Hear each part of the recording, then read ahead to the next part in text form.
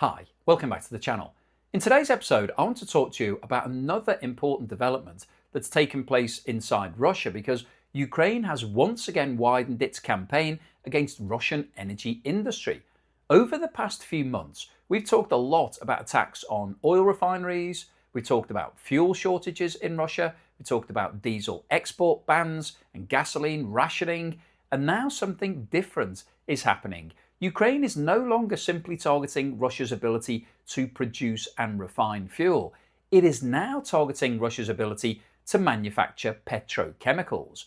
And if that is a new strategy that Ukraine is looking to deploy, the long-term economic implications for Russia will be absolutely huge. Now, before we get into the details of today's video, could I ask anybody that hasn't subscribed yet to please hit that subscribe button? Please give me a thumbs up for this video and hype it if you can. If you see that hype symbol, then please hit that. It will help this video to be promoted to more people on YouTube, which will obviously help me to get more views, which would be great.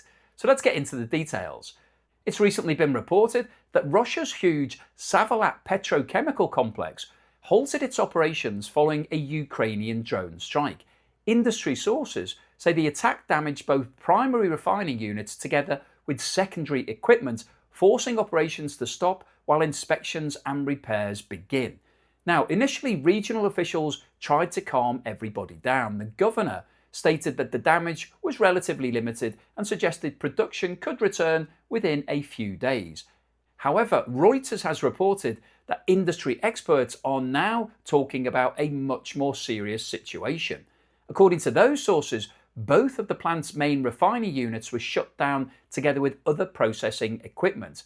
And we've seen this repeatedly during the war. Official statements often try to minimize the impact, whereas the reality only becomes clear several days or weeks later.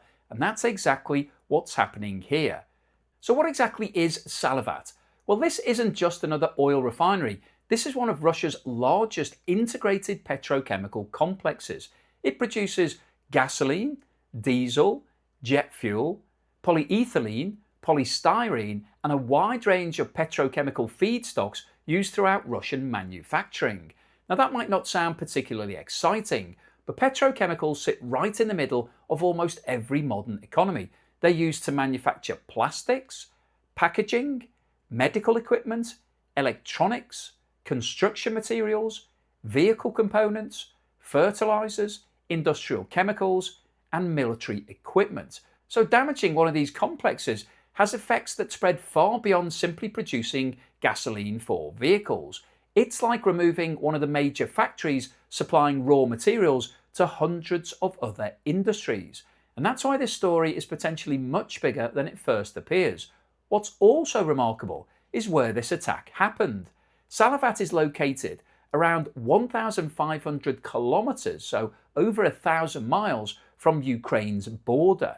That demonstrates once again just how dramatically Ukraine has increased the range of its drone capability. A couple of years ago, these facilities would have been considered completely safe and out of reach by Russia.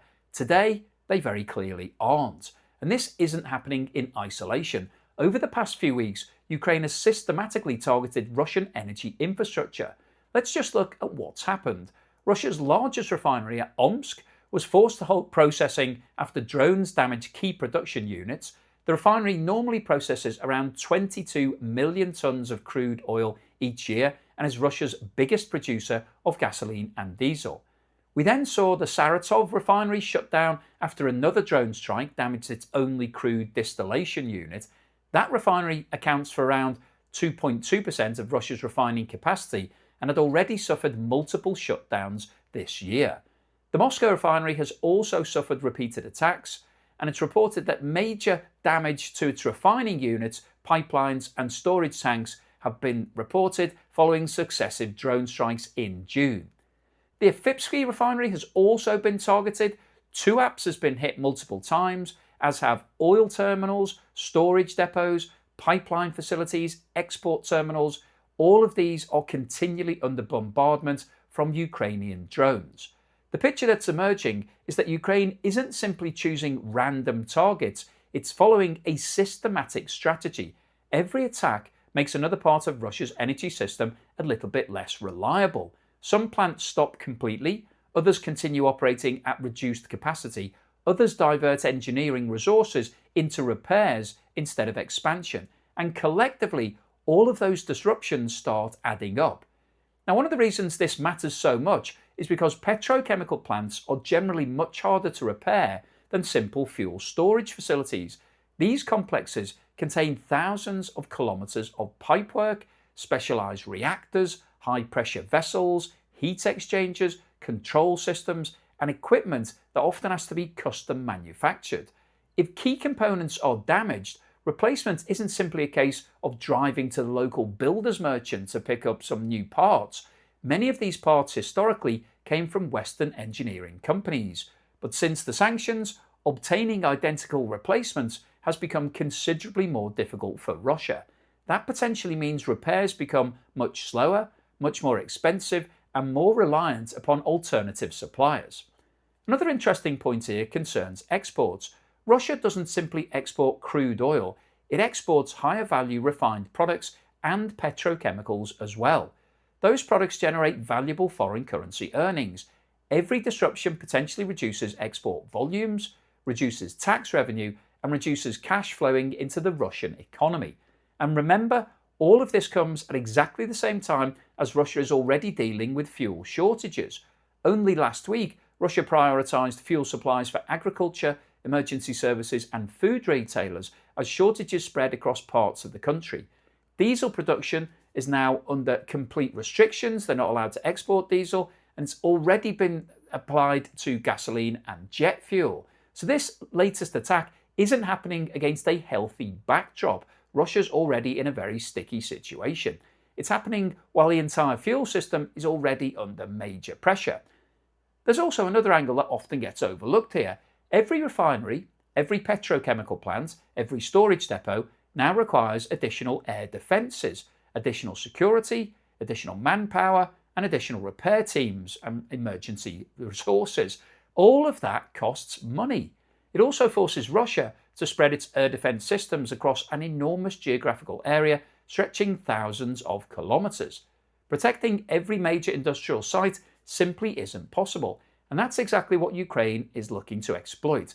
Rather than concentrating on one spectacular attack, it's conducting repeated strikes against dozens of economically important facilities. No single strike brings the Russian economy to a complete halt, but dozens of attacks over months gradually erode industrial capacity. Now, I also think there's a psychological element here. Business confidence depends upon predictability. Companies invest when they believe facilities will continue operating. When factories can suddenly be shut down by drones located over 1,000 kilometres from the front line, that uncertainty inevitably affects future investment decisions. It's another reminder that even if sanctions eventually ease, many international businesses will still ask themselves one simple question: is it actually safe to invest billions of dollars in new Russian industrial facilities? That's a question becoming increasingly difficult to answer. And this also ties into the warnings we've heard recently from Russia's own banking sector. Senior figures have cautioned that the economy is slowing after several years of wartime stimulus, the switch to the wartime economy, while high interest rates, labour shortages, and inflation continue to squeeze businesses. The growing disruption to industrial production simply adds another headwind to an economy already facing mounting structural pressures. So what happens next? Well, if this was just simply one isolated attack, Russia would repair the damage, restart production, and move on. But if Ukraine is now deliberately shifting towards a strategy targeting petrochemical facilities alongside the oil refineries, then Russia will face a much broader industrial challenge over the next few months, because these plants don't just produce fuel, they produce the raw materials used across manufacturing, construction, consumer goods, chemical production, and parts of the defence industry. And every interruption creates another ripple spreading through the wider economy in Russia. So this story may actually represent something bigger than one damaged factory. It represents the next phase in Ukraine's long-range economic campaign against Russia. So hopefully you found today's video useful, informative, and most importantly, thought-provoking. That's what I'm trying to do, get you thinking in different ways. If you've liked what I've said, then please hit that thumbs up symbol. Please subscribe to the channel if you haven't done so already. If you have the option, please also hit the hype option. It will just boost this video a little bit. Thank you so much to everybody that's supporting me. If you've bought me a coffee or sent me YouTube super thanks or signed up as a patron or a member, thank you for that support. Really helps to keep me motivated and making as many videos as possible.